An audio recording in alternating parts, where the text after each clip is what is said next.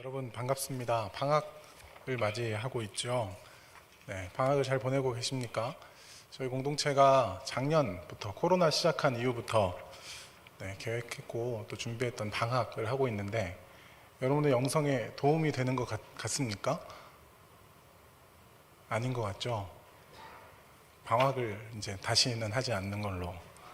네, 근데 방학을 하는 이유는 우선은 저에게 있다면 교구가 방학하는 게 부러웠어요. 이게 무슨 말인지 모르죠. 다른 목사님들은 방학합니다. 그래서 겨울방학, 여름방학 때 성경 공부가 없어요. 그래서 해야겠다. 순전히 저의 생각이었죠. 네, 그렇게 이제 생각을 시작하면서 전개했는데 우리 목자들에게도 쉼이 필요하지 않나라는 생각이 들었고, 나도 쉬고 목자도 쉬고 그럼 정말 금상첨화다 하는 마음으로 이제 다 같이 쉬고 있는데, 여러분 어떻습니까? 방학 지금 저희가 한 4학기 정도 하고 있는데 또 피드백 주시면 다음번에 또 반영할 수 있도록 하겠습니다. 이 방학에는 저희는 수련회 준비를 하고 야곱과 바울 또 세가족 공동체라고 하긴 좀 그렇지만 세가족 마을이 새로운 목장을 이제 다시 꾸리는 리더십을 세우고 있거든요. 여러분 리더십이 필요합니다. 리더십에 지원해 주시고 또 다른 각 부서에 또 필요한 교사를 모집하는 것처럼 저희 공동체 안에서도 교사라는 타이틀이 좀 무겁잖아요. 무겁지만 함께 이제 조금 책임을 져줄 리더들이 필요하니까 여러분 자발적으로 기꺼이 참여해 주시면 좋겠고요. 수련회 광고가 오늘부터 이제 위클리를 통해서 나가려고 했었는데 위클리는 유튜브 홈페이지에서 저희 대덕한빛교회 청년대학부 홈페이지가 있으니까 유튜브 채널로 확인해 주시고, 그 야곱 수련회가 이제 2주 남았습니다. 야곱 수련회는 제가 여기 보이시죠? 보이시고 신청해 주세요. 비긴 어게인이라는 주제로 2월 18일과 19일에 모이니까 야곱이시면 다 참여해 주시고, 그 다음 주에 저희 바울 수련회도 합니다. 여러분 관심 가져주시고 꼭 참여해 주셨으면 좋겠습니다. 우리는 계속해서 마가복음을 읽어갑니다. 마가복음 이제 13장인데요. 마가복음 제가 계속해서 16장까지를 이제 보면서 전체적인 줄거리 이야기를 해드렸고 8장부터 이제 스토리가 좀 이제 변경된다라는 말씀 드렸었어요. 기억나실지 모르겠는데 8장에서 무슨 이야기가 있냐면 예수님이 이제 자신이 순환당할 것이다라는 이야기 하신 이후에 8장, 9장, 10장에 이제 그런 이야기가 쭉 전개되었고요. 이제 뒷부분의 3장은 이제 고난과, 그러니까 고난이라는 말보단 순환이라는 말이 조금 더 어울리는데, 순환은 자발적인 희생, 고난은 이제 약간 의미 자체가 억지로 받는 거라면 순환은 자발적인 예수님의 고난을 이야기한다라고 해서 우린 순환이라는 단어를 조금 더 사용하는데요. 그 순환장이 이제 14, 15장에 있고 16장은 이제 부활장이에요. 전체적인 내용이 이제 이해가 되시죠? 8장 이전에는 가르치고 고치시고 전파하는 장면들이 나오고 8장부터는 예수님께서 이제 십자가를 지겠다라는 이야기가 나오고 이제 11장에 예루살렘으로 입성을 하셔가지고 예루살렘으로 들어가는 이야기가 나오고 11장부터 12장, 13장은 그 예루살렘에 들어가셔서 일주일간에 일어났던 일을 다룬다라고 우리가 이해를 합니다. 그러니까 예수님께서 잡히시기 전에 마지막으로 하시는 말씀들이 지난주에 읽었던 12장 말씀, 오늘 읽은 이제 13장 말씀, 그리고 14장에는 이제 잡히시는 장면이 나와요. 이제 14장에 잡히시고 15장에 죽으시고 16장에 부활하시는 요렇게 이런 스토리로 나가거든요. 잘 아시는 것처럼 공관복음이라고 했을 때 마태, 마가, 누가는 이 비슷한 순서로 내용이 전개됩니다. 그러니까 마가복음이 제일 짧으니까 이렇게 읽어보시고 그 다음에는 이제 마태복음 또 누가복음, 마태의 관점과 누가의 관점으로 예수님을 또 읽어보시면 도움이 되실 겁니다. 오늘 본문 같은 경우에 여러분이 성경책을 갖고 뭐 계시든 계시지 않든 이제 13장, 오늘 마가복음에는 13장에 있고 이제 마태복음에는 24장에 기록되어 있고 누가복음에도 21장에 기록되어 있는 것, 제가 지금 말씀드린 것처럼 공간복음이 그렇게 스토리가 흘러가니까 거의 뒷부분에 지금 이 이야기가 있는데, 이 이야기의 이 오늘 읽은 마가복음 13장, 마태복음 24장, 누가복음 21장을 이제 가리켜서 이제 종말, 묵시가 담겨 있다라고 이해해요. 여기 이 부분에 오늘 13장 우리가 초반부만 읽었지만 같이 말씀은 끝까지, 처음부터 끝까지 다 읽어볼 예정인데, 이 부분에서 종말과 재림에 대해서 이야기를 하고 있습니다. 여러분, 어떤 예수님을 믿으십니까? 라고 했을 때 우리는 신앙 고백에 나타난 예수님을 믿습니다. 우리가 오늘도 예배 시작하면서 우리 찬양 인도자가 고백한 그 나는 전능하신으로 시작하는 사도신경, 이 우리의 신앙의 고백인데, 그 마지막 부분에는 예수님께서 다시 오실 것을 믿는다라고 이야기를 하거든요. 내가 예수님께서 이 땅에 오셨음은 뭐 인정하는데 뭐 부활은 믿지 못하겠다라고 하면 저와 여러분은, 그러니까 여러분이 그렇다면 같은 신앙이 아니고, 부활은 믿겠는데 재림은 믿지 못하겠다라고 해도 우리는 같은 신앙이 아닙니다. 그래서 우리는 신앙 고백을 하는 거거든요. 저와 여러분이 어떤 신앙 고백, 어떤 믿음의 고백을 가지고 있는가. 저와 여러분의 믿음은 사도신경 안에 있는 그 내용이 우리의 신앙의 고백의 내용이거든요. 우리는 예수님이 동정녀 탄생하신 것을 믿고, 동정녀는 무엇입니까? 남자를 알지 못하는 여인에게서 난 아이. 여기서부터 저와 여러분이 믿는다는 것 자체가 굉장히 신비로움이라는 것이 여기서부터 증거가 되죠. 남자를 알지 못하는데 태어난 아기, 그분이 예수님이심을 믿습니다라는 고백이 있고, 그 예수님이 나의 죄를 위하여 죽으셨다라는 것도 저와 여러분은 믿고, 그 예수님이 부활하셨으며 승천하셨다라는 것도 믿고, 그 승천하신 분이 다시 오실 분이다라는 것까지, 저와 예수님이 오늘 마지막에 나의 예수 온 마음 다해 사랑해요 라고 고백한 그 예수님은 이 모든 일을 다 하신 분이고, 우리의 신앙의 대상은 그 전체 사역에 관하여 내가 그러한 예수님을 믿습니다라는 고백을 한다라는 거죠. 오늘 이 마가복음 13장은 예수님이 다시 오실 그때에 어떤 일이 일어나겠는가까지 내용을 넓혀서 확대해서 말씀하시는 장면으로 나아가거든요. 오늘 그 본문을 같이 살펴보면 좋겠습니다. 예수님은 이제 성전에서 나가신다라는 기록으로 오늘 본문이 시작합니다. 성전으로 나가실 때에 제자 중 하나가 예수님께 묻는 거죠. 보소서 이 돌들이 어떠하며, 1절이에요. 이 건물들이 어떠하니까, 이렇게 질문을 하고 있습니다. 지금 이 제자가 이야기한 내용은 무슨 이야기냐면, 너무나 아름다운 성전의 모습을 이야기하고 있는 거예요. 예수님, 너무나 아름다운 성전이지요. 그 당시 이 예루살렘 성전은 화려함으로 이름이 나 있었다고 합니다. 잘 아시는 것처럼 이 성전은 솔로몬이 건축한 성전이 아니에요. 솔로몬이 건축했던 성전은 주전 7세기에, 이제 BC 7세기죠. BC 7세기에 바벨론에 의해서 완전히 파괴됐고, 바벨론 포로에서 돌아온 이스라엘 백성들은 에스라라는 사람을 중심으로 성전을 다시 지었습니다. 제2의 성전을 지었죠. 그런데 그 제2의 성전은 주전 2세기, BC 한 170년경에 이제 그 이방인들이 쳐들어와서 그 성전을 더럽혀요. 그래서 굉장히 더러워진 성전. 그 다니엘서에 보면, 오늘 다니엘서에서 인용한 말씀이 14절에 나오는데 들어보세요. 멸망에 가증한 것이 이렇게 나와요. 근데 이 멸망에 가증한 것이 서지 못할 곳에 선 것을 보거든. 감사합니다. 저렇게 나오는 저 말씀이 예수님께서 다니엘서에서 기록된 말씀을 그대로 인용하는 것처럼 이제 우리가 볼 수 있거든요.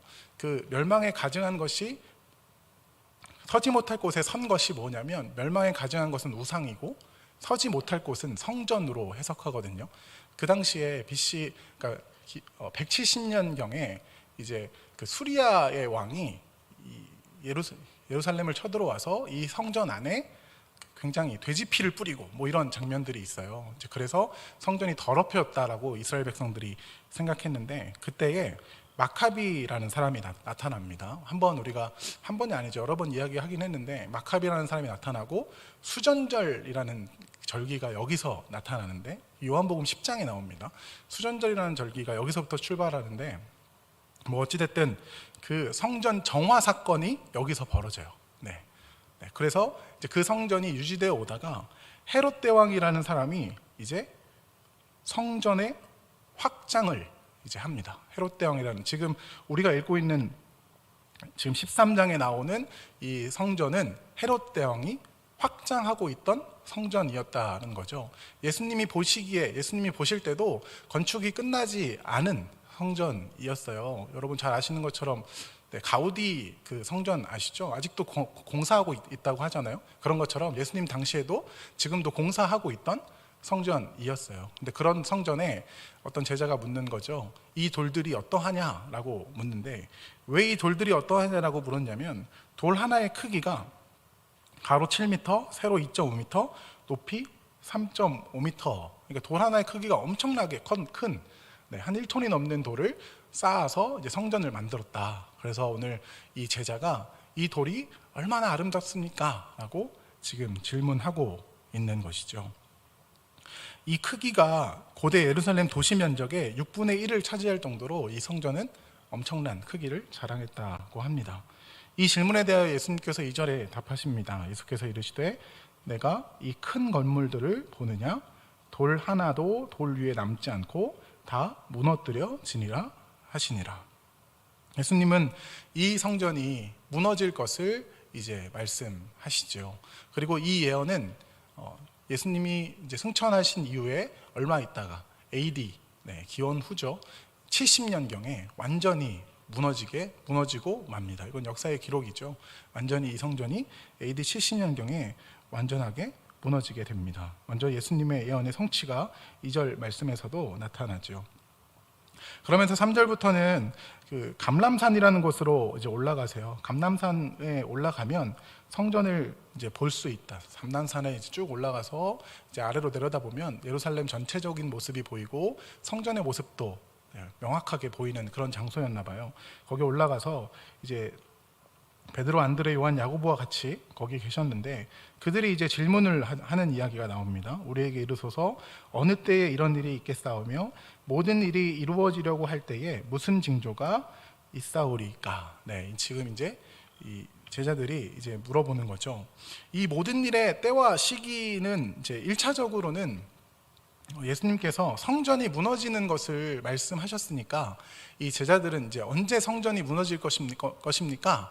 라는 이제 질문을 하고 있는 건데 그 제자들의 생각에는 성전이 무너지는 것과 예수님의 재림과 연합해서 같이 일어날 줄 알았던 거죠. 자, 저와 여러분은 이 이스라엘 성전이 무너진 것과 예수님 재림 사이에 어떤 시간이 지금 존재한다라는 것을 알고 있지만 이 당시에 초대 이제 사도들은 예수님의 재림이 굉장히 빠를 줄 알았습니다. 처음에는 바로 예수님이 올 줄 알았어요. 그래서 중간중간 서신서에 보면 어떤 이야기가 있냐면 이제 때에 대해서 기다리고 있는 것. 중간중간에 또 제자들도 이야기하잖아요. 때가 언제입니까? 그 때가 언제입니까? 굉장히 많이 묻는데 예수님은 때가 언제인지를 가르쳐 주시지 않죠.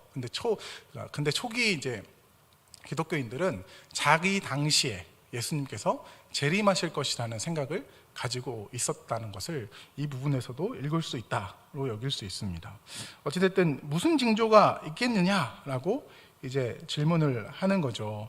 예수님께서는 그 질문에 대하여 이제 대답해 주시는데 어느 때에 이런 일이 있겠사오며 라는 이 때에 관한 질문은 우선 미뤄두시고 징조에 대한 질문부터 대답해 주십니다. 5절부터 나오는데요. 예수께서 이르시되 너희가 사람의 미혹을 받지 않도록 주의하라. 많은 사람이 내 이름으로 와서 이르되 내가 그라 하여 많은 사람을 미혹하리라 라고 지금 이야기를 하고 있습니다. 이 당시에도 예수님을 사칭하는 자기가 그리스도라고 이야기하는 사람들이 많았다고 합니다. 오늘 오늘 저와 여러분이 살고 있는 한국에 자칭 메시아, 그리스도, 하나님이라는 사람들이 뭐 자료가 제가 뭐 명확하지 않은데 자칭 예수님이라고 하는 사람이 60명 정도 되고 내가 하나님이라고 하는 사람이 40명 정도 돼서 예수님과 하나님을 합치면 100명 정도가 자칭 내가 하나님이다 라고 말하는 사람들이 있다라고 하는데요. 네, 내 이름으로 와서 이르되 내가 그라 많은 사람을 미혹하리라. 네, 그 결국은 이제 여기서 하는 말은 그런 이야기에 현혹되지 말라라는 것을 이야기하는 거죠. 내가 이런 일들, 난리와 계속해서 우선 읽어볼게요. 난리와 난리의 소문을 들을 때에 두려워하지 말라. 이런 일이 있어야 하되 아직 끝은 아니니라. 여기서 이제 난리와 난리는 전쟁의 이야기들을 이제 듣게 되는 것으로 우리가 이해하는데요.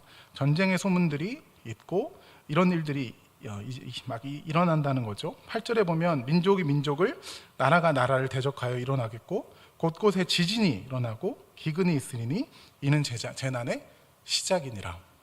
그러니까 예수님께서 오시기 전에 일어나는 일들에 대해서 쭉 설명해 주시는데 먼저는 미혹하는 사람들이 나타나고, 둘째는 전쟁이 그치지 않고, 세 번째는 이제 그 안에서 전쟁 안에 민족과 민족이 나라가 이제 대적을 하는 장면으로 나타나고 곳곳에 지진과 기근이 있겠다라고 말씀을 합니다. 이는 재난의 시작이다.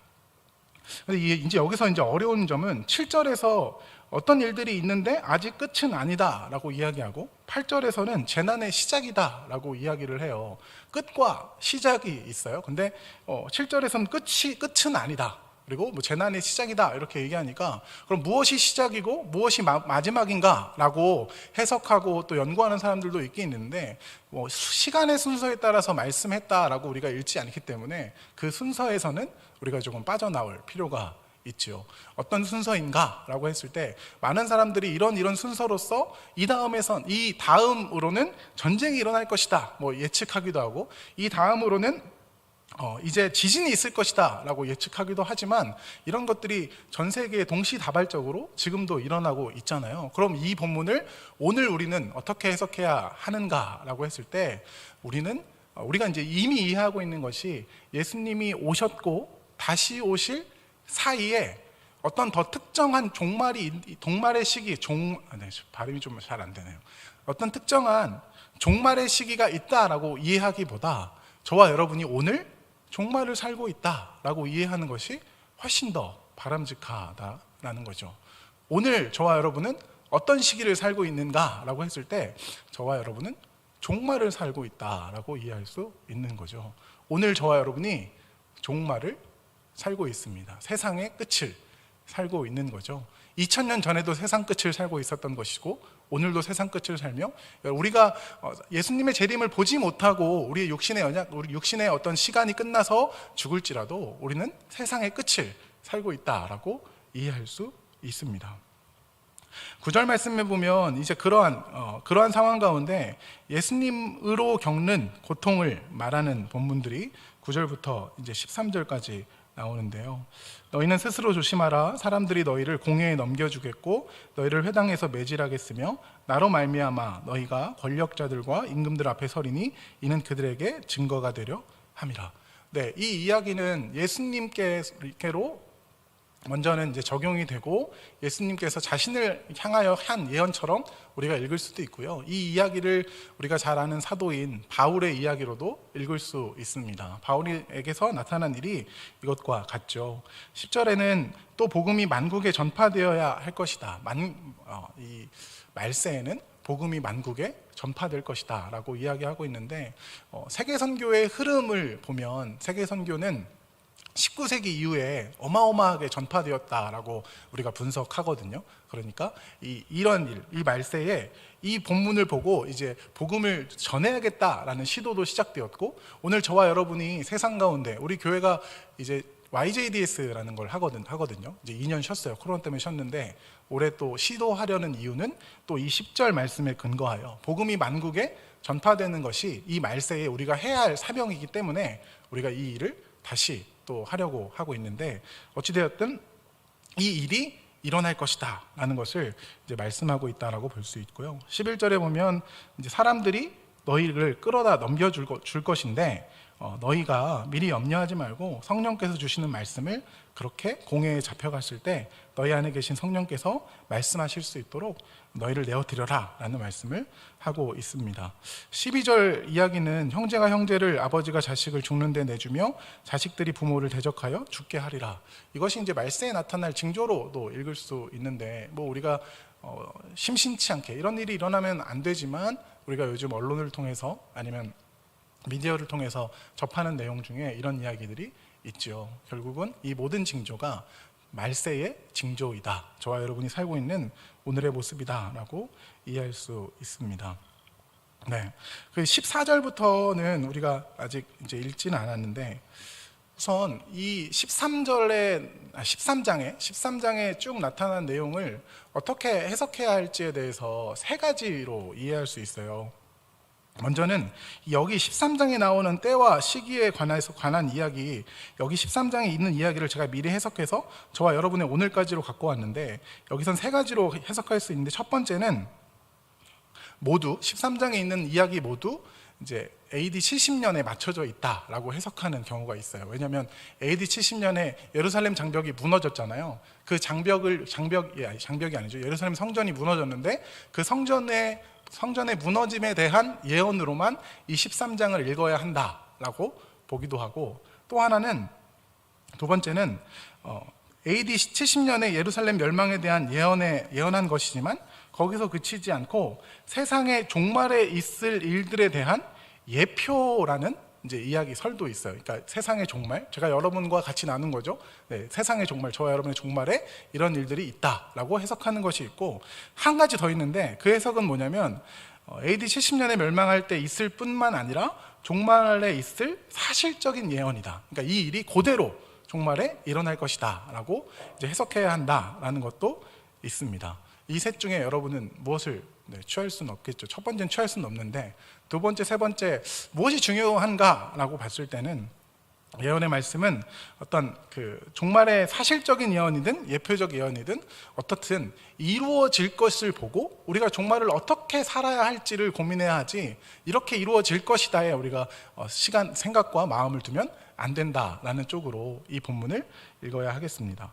제가 이 이야기를 왜 했냐면 14절에 보면 이제 이 이야기가 13장에 국한해야 한다라는 사람들, 그러니까 13장에서 AD 70년에 있었던 이야기로 국한해야 한다는 사람들이 이제 증거로 사용하는 이야기가 이제 14장의 이야기거든요. 멸망에 가증한 것이 서지 못할 곳에 선 것을 보거든 읽는 자는 화면을 보세요. 읽는 자는 깨달을진저 그때 유대에 있는 자들은 산으로 도망할지어다. 그러니까 이제 멸망에 가증한 것이 서지 못할 곳에 선 것을 보거든. 그러니까 AD 70년에 일어날 예루살렘 성전이 멸망하면서 하나님의 성전된 그 자리에 우상이 세워지는 그 모습을 보면서 지금 이 예언은 그렇게만 해석해야 한다라고 이야기하기도 하는데요.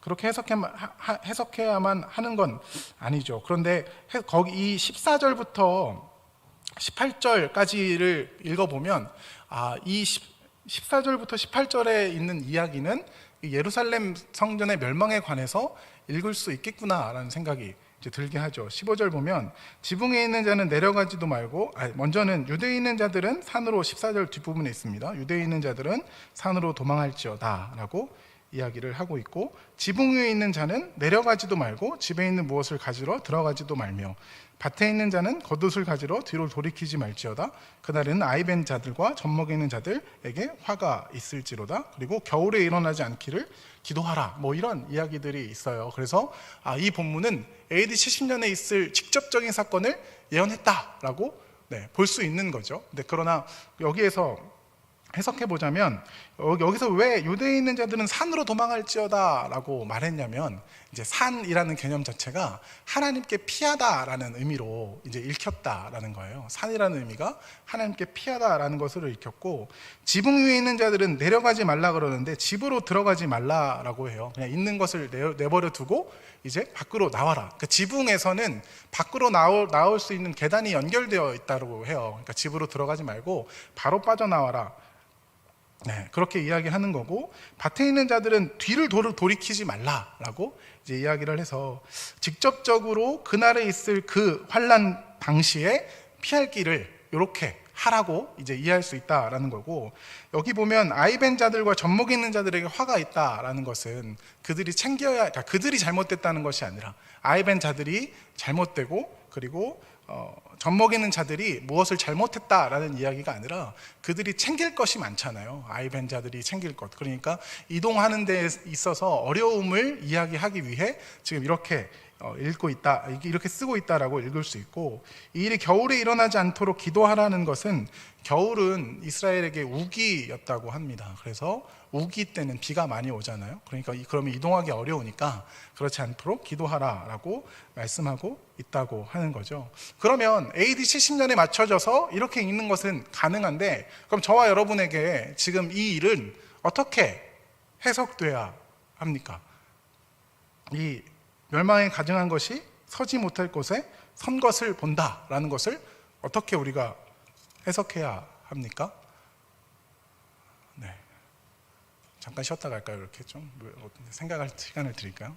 멸망에 가증한 것이 서지 못할 곳에 섰다. 멸망에 가증한 것이 서지 못할 것은 이제 성전이라 그랬고, 멸망에 가증한 곳은 우상이라고 했잖아요. 근데 오늘 저와 여러분은 성전이잖아요. 그렇죠? 저와 여러분이 성전인데 저와 여러분 안에 있는 우상들이 세워지는 것에 대한 경계가 필요하다라고 이 본문을 읽을 수 있다는 거죠. 저와 여러분이 오늘 우상으로 내 마음과 내 생각과 내 것들을 채우고 있다면, 우상이라는 것이 이방 신에게 절하는 것뿐만 아니라 저와 여러분이 신의 자리에 있다면 그것이 우상이거든요. 저와 여러분이 하나님 자리에 있는 그 자체를 우상 숭배라고 해요. 내가 내 삶의 주인이 되어 내가 원하는 것을 하는 것을, 참 어렵죠. 내가 내 삶의 주인이라고 세상은 가르치는데, 성경은 너의 삶의 주인이 하나님이라고 가르치거든요.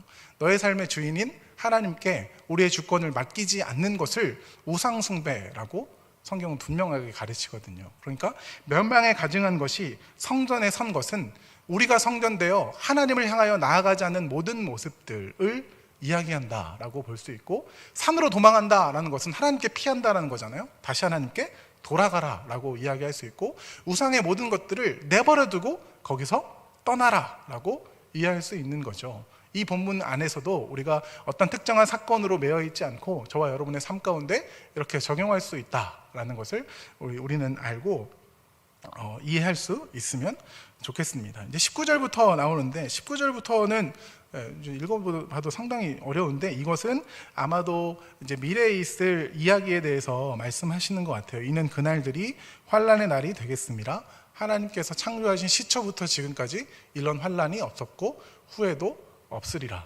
이것은 아마도 예수님께서 오실 그때에 있을 대환란을 이야기하지 않을까라고 이야기를 하긴 하는데요.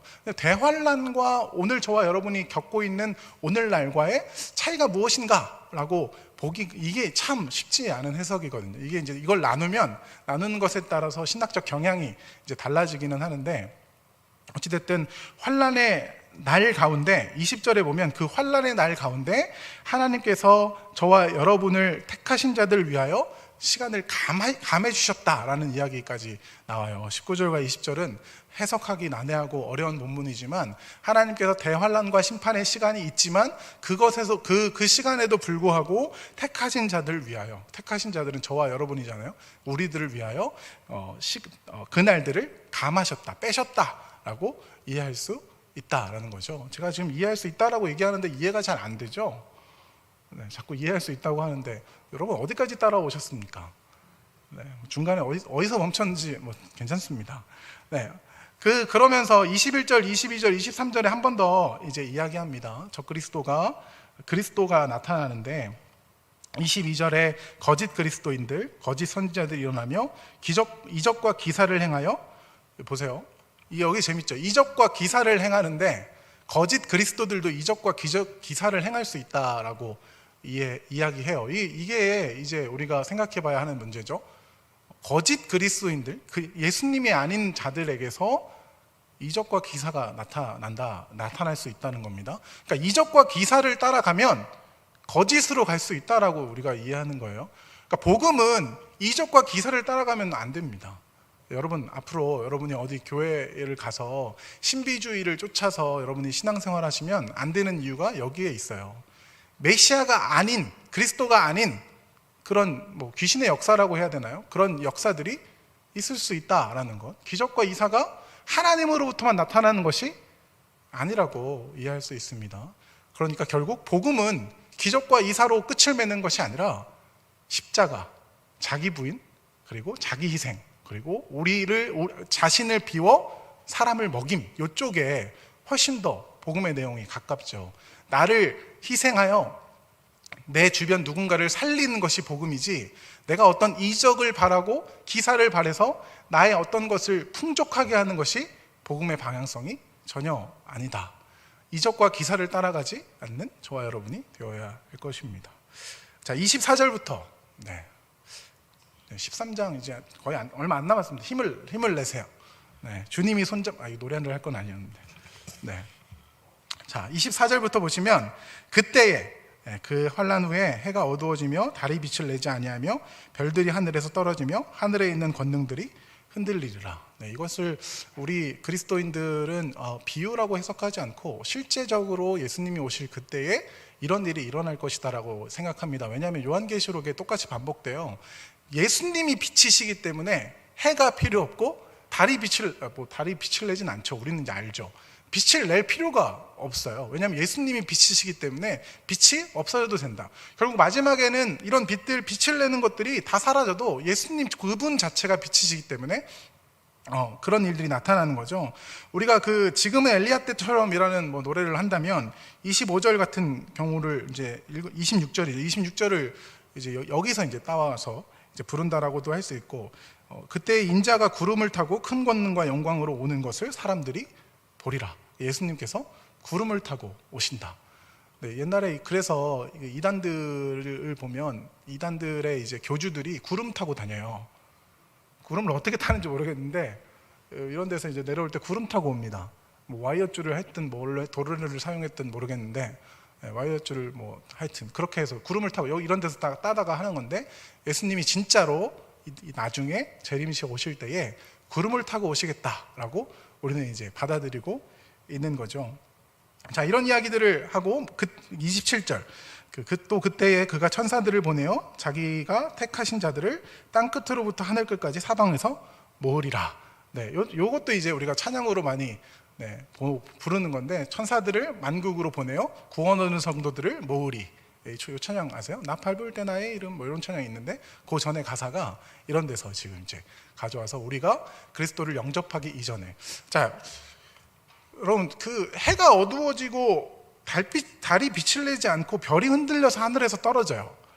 여러분 어떤 생각이 들 것 같아요? 우리는 이제 과학이 발달돼서 이제 일식이든 월식이든 시간이 되었군, 일식의 때군 이렇게 생각하지만, 그것을 이제 증명하지 못했을 때는 엄청난 왕이 잘못했나? 내가 잘못했나? 이런 식으로 이제 샤머니즘적인 해석을 했었잖아요. 근데 그건 이제 그 정도가 아니라 정말 해가 떨어지고 달이 떨어지고 별이 떨어져요, 우리 눈앞에서. 그럼 우리는 무슨 생각을 하면 됩니까? 예수님이 오시는구나 라는 생각을 하면 됩니다. 저와 여러분의 삶에 그런 일들이 실제적으로 일어나면 사람들이, 요한계시록에 그런 장면이 있거든요. 막 재앙들이 막 떨어져요. 난리가 납니다. 7재앙, 777이라 그래서 7대접 나팔을 불었을 때 막 재앙들이 막 지나가는데, 그 재앙들이 지나갈 때 그리스도인들이 뭐 하냐면 그 재앙을 보면서 앞으로 나아가요, 그리스도께로. 근데 사람들은 숨습니다. 희한한 일이 벌어지죠. 왜냐하면 우리는 그리스도께서 그렇게 오시겠다라고 약속하신 것을 믿고 있기 때문에, 그날에 그런 일들이 일어나면 우리 손에 잡았던 쟁기를 놔두고 그 그리스도를 향하여 뚜벅뚜벅 그냥 가면 되는 사람들이라는 거죠. 두려워하고 염려하지 말라라고 오늘 본문을 통해 우리에게 가르쳐주고 있는 거죠. 이 세상에 앞에 어떤 일들이 벌어질 테니까 두려워하고 염려하지 말고, 내가 가는 거니까, 내가 너의 삶에 찾아갈 것이니까 나를 믿고 나를 향하여 오렴, 이렇게 하나님께서 우리에게 말씀하시는 것으로 이 마지막 때의 이야기를 우리는 들을 수 있다는 거죠.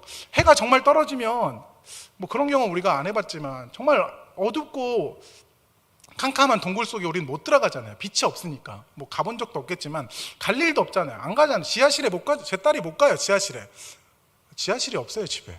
그렇긴 한데 문 밖으로 못 나가요. 안방에서 밖으로 못 나가요. 왜냐면 무섭기 때문에. 근데 실질적으로 이러한 일들이 일어날 때 우리는 이 말씀을 들었으니까 우리는 예수님이 오시는구나 라고 우리 나아갈 수 있겠다. 두려워하고 염려하지 할 게 아니라 약속하신 그분이 그대로 오신다라고 이해하는 본문으로 이 본문을 받아들이고, 계시록도 똑같아요. 계시록에 가서 이제 계시록을 쭉 읽다 보면 엄청 무섭거든요. 뭐 이렇게 많이 떨어지나 싶은데 그 모든 것은 하나님께서 그렇게 약속하신 대로 오시는 장면으로 우리가 이해하고, 우리는 그 재앙에 떨어질 때 하나님 앞으로 한 발 한 발 오신다고 했구나, 이제 가야지 하고 우리의 무릎을 일으켜 하나님께 나아가면 된다라고 이해할 수 있겠죠. 그래서 결국 이 계시록은 우리에게 저주를 퍼붓는 책이 아니라 우리에게 소망을 주는 책으로 우리가 이해를 하는 책이거든요. 그래서 우리가 못 여는 이유가 내가 이렇게 저주를 당하면 어떡하지 해서 우리가 못 여는 게 아니라 읽으면 신천지가 되는 거 아니야? 라고 해서 못 읽는 것도 있지만, 뭐 그런 이야기들이 많이 있지만 결국 우리를 구원하시겠다는 하나님의 약속의 책으로 계시록을 읽으면 되고, 이 마지막에 종말의 때에 예수님께서 이렇게 오시겠다라는 것도 우리에게 알려주시는 거예요. 그때가 우리 지난번에 제가 설교를 했었는데, 데살로니가에 보면 이제 이 종말에 대해서 이제 이야기를 하는 장면이 나오는데, 사람들에게는 도적같이 오나 그리스도인들에게는 도적같이 종말이 올 수 없다라고 이야기를 해요. 왜냐하면 우리가 알고 있기 때문이에요. 우리가 들었기 때문에, 이미 우리가 알고 있기 때문에 도적같이 와도 예수님 오셨구나 라고 우리는 반응할 수 있게 되는 거죠. 자, 이제 얼마 안 남았습니다. 약속의 13분이지만 이제 결론을 내려야 돼요. 자, 28절부터 37절까지의 내용을 보면 결국은 이제 깨어있으라는 권고인데, 무화과나무를 이제 비유하셔서 말씀하세요. 이제 가지가 연하여지고 잎사귀를 내면 여름이 가까운 줄 이제 아는 것처럼, 앞에 있던 이런 이야기들이 나타나면 너희가 인자가 가까이 온 것, 곧 재림이 가까이 온 줄로 알아라 라고 말씀을 하십니다. 31절, 오늘 제가 가지고 온 그 본문의 제목인데, 천지는 없어지겠으나 내 말은 없어지지 아니하리라 라는 말씀을 하시죠. 결국 이 예수님께서 말씀하신 이 일은 반드시 이루어진다라는 거고, 32절도 굉장히 중요한 본문인데, 그러나 그날과 그때는 아무도 모르나니 하늘에 있는 천사들도 아들도 모르고 아버지만 아신다 라고 그때를 얘기해요. 아까 때를 물어봤는데 때에 대한 어떤 질문에 대한 대답은 그때는 아버지만 아신다, 당신도 모른다라는 이야기를 하고 계십니다. 오늘 제가 나눌 말이 이게 아니기 때문에 나중에 기회가 되면 왜 예수님은 모르시나 뭐 이런 이야기를 다시 나누면 좋겠고요. 33절에 보면 주의하라 깨어있으라, 여기서부터 주의하라 깨어있으라 나오고요. 그 다음에 34절에도 깨어있으라, 네 감사합니다, 34절에 나왔죠. 문지기에게 맨 마지막에 깨어있으라 라고 이야기를 하고 있고요. 37절에도 이제 깨어있으라 라고 말씀합니다. 결국 굉장히 많은 이야기를 했지만 13장에서 하고자 하는 이야기는 종말의 때가 올 것이고, 종말의 때가 오기 전에 이런 일들이 일어날 것이며, 너희 그리스도인들에게는 박해가 있을 것이다 라고 말씀을 하셨고, 박해가 있으면서도 내가 너희와 함께 하시겠다라고 두려워하지 말라고 지금 말씀하시고 계시는 본문이고, 마지막 부분에서 하시는 말씀은 그러면 너희는 어떻게 살아야 하는가라는 것에 대한 질문에서 깨어있으라 라고 말씀을 하고 계시는 겁니다. 깨어있으라. 자, 이제 마지막입니다. 여러분, 저와 여러분들은 깨어있어야 합니다. 깨어있는 것은 무엇이냐라고 했을 때, 우리가 깨어있다라는 것이 잠자지 않고 계속 눈을 뜨고 있는 것이 깨어있는 것이 아니라 세상에 종말이 있음을 아는 것이 깨어있는 것입니다. 두 번째는 우리가 누구인지를 아는 것인데, 34절부터 37절까지의 비유에는 주인이 종에게 맡기고 가요. 주인이 종에게 내가 타국에 갔다 올 테니까 나의 소유를 맡고 있으라고 맡기고 가거든요.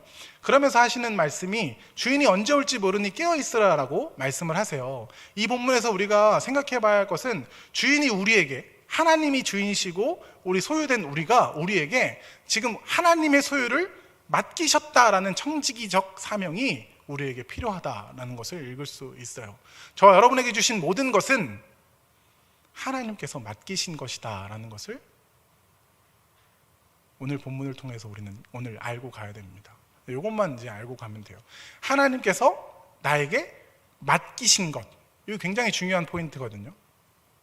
내 것이 아니라 하나님께서 나에게 맡기신 것이라는 것. 여러분의 어떤 머리, 지식, 또 여러분의 부, 명예, 그 모든 것 하나님께서 나에게 맡기신 것이라는 것을 기억하십시오. 여러분, 하나님께서 나에게 맡기신 것이라고 기억하면 우리는 그날에 놓고 나올 수 있어요. 그래야지 놓고 나올 수 있어요. 이게 중요한 포인트인 게 뭐냐면, 환란이 일어났잖아요. 예루살렘 성에 환란이 일어났잖아요. 근데 사람들이 못 빠져나오는 거예요. 지붕에서 내 소유가 생각나서 밑으로 내려가게 되고, 밭에서 겉옷이 생각나서 집으로 돌아가게 되는 거예요. 저와 여러분들이 이 땅 가운데 살면서 내 것이 하나님께서 나에게 맡기신 청지기, 하나님께서 나에게 맡기신 것이다 라는 청지기적 사명이 우리 가운데 확실시 되지 않으면 저와 여러분은 아무것도 내려놓지 못합니다. 끝까지 붙드는 자가 되는 거예요. 우리의 시민권이 하늘에 있다라고 말하잖아요. 하늘에 있다라고 말하면 이 땅이 끝나는 어떤 시기에는 우리가 쥐었던 모든 손을 펴고 가야 되는데, 이것이 하나님의 것이면 쉬워지잖아요. 여러분, 굉장히 그렇지 않습니까? 내 것이 아니면 쉬워져요. 내 것이 아니면 누구 주기 얼마나 쉽습니까? 내 것이 아닌 것을 잘 못 가져봤을 수 있겠지만, 내 것이 아니고 남의 것이면 나누기도 쉽고 주기도 쉬워요. 소유가 없다면. 그런데 내 것이면 힘듭니다. 마지막으로 한 가지만 얘기하자면, 제 딸들에게 어떤 리모컨을 줘도 우리 딸들은 뭘 주장하냐면, 아빠 그거 내 거야. 기가 막혀요. 이거 제가 정말 특별하지도 않은데 마스크 같은 것도 하나 갖고 가잖아요. 그럼 둘이 뭐 하냐면, 아빠 그거 내 거야? 그 다음에 소유권을 주장합니다. 그거 내 건데 왜 가져가? 제가 봤을 땐 정말 유치한 거죠. 그런데 우리가 이 땅에서 그 싸움을 하고 있을지 몰라요. 하나님께서 우리에게 주신 것들 있잖아요. 돈이 많을 수도 있고, 지식이 많을 수도 있고, 재능이 많을 수도 있고, 우리가 가진 부와 명예 많을 수 있어요. 누군가 보기엔 엄청날 수 있어요. 그런데 하나님 보시기에 저희 예주와 해주가 싸움하는 것보다 나을 것이 무엇입니까? 우리가 이 땅 가운데 종말을 사는 우리에게 가장 필요한 건 쥐었던 것을 놓는 거예요. 쥐었던 것을 놓는 거. 이 훈련을 오늘부터 해가는 저와 여러분이 되었으면 좋겠습니다. 이게 안 돼요. 될 것 같지만 안 됩니다. 쥐었던 것을 놓으십시오. 나의 모든 것이 하나님께로부터 왔다는 진정한 고백을 해낼 때 우리는 내 것을, 내 게 아니잖아요. 하나님께서 주신 거니까 누군가에게 줄 수 있고, 그것을 통해 누군가를 살려낼 수 있습니다. 오늘 본문을 통해서 청지기로서 이 종말을 살며 하나님께 영광 돌리는 저와 여러분이 되었으면 좋겠습니다.